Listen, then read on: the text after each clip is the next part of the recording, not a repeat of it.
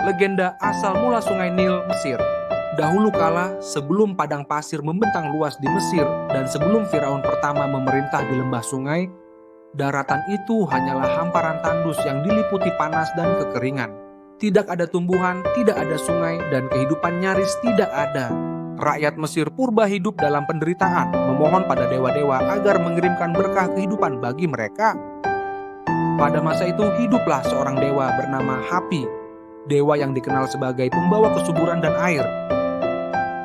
Hapi tinggal jauh di selatan, di puncak gunung surgawi bernama Amduat, tempat sumber mata air kehidupan disimpan oleh para dewa. Hapi dikenal berhati lembut, namun juga sangat berhati-hati dalam memberikan air kehidupan.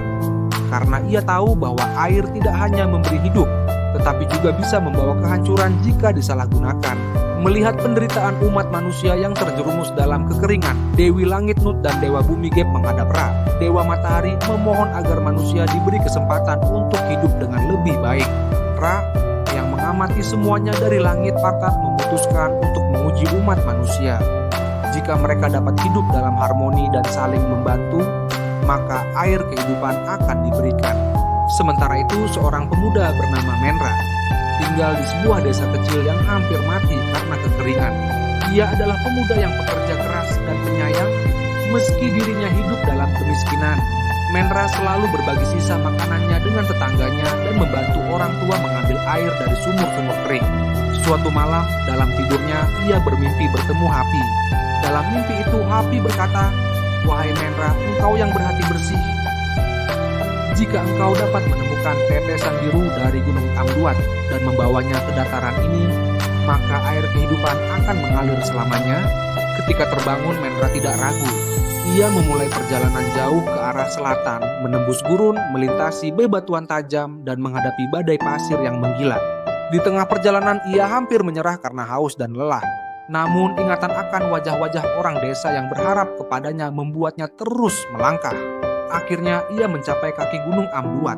Di sana penjaga gunung, seekor ular raksasa bernama Apep, mencoba menghentikannya. Apep menantangnya dengan teka-teki. Apa yang lebih kuat dari air namun tak pernah basah? Menra berpikir keras lalu menjawab, "Waktu." Karena waktu mengalir dan mengubah segalanya namun tak pernah disentuh air. Jawaban itu membuat Apep mundur dan Menra diizinkan masuk. Di puncak gunung, Menra menemukan mata air kecil berkilauan biru seperti safir. Ia mengambil setetes air itu dalam kendi emas pemberian Hapi dalam mimpinya. Saat ia kembali ke desanya dan menuangkan air itu ke tanah kering, sebuah keajaiban terjadi.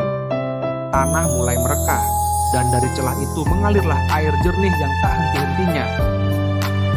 Air itu menyebar, melintasi padang pasir, menyejukkan daratan, memberi kehidupan, dan menjadi sungai yang besar dan kuat. Sungai Nil. Hapi muncul dalam wujud cahaya dan berkata, "Karena keberanian, ketulusan, dan kasih sayangmu, air ini akan menjadi penghidupan bagi seluruh Mesir." Rakyat bersorak dan mulai membangun peradaban di sepanjang aliran sungai yang kini kita kenal sebagai Sungai Nil.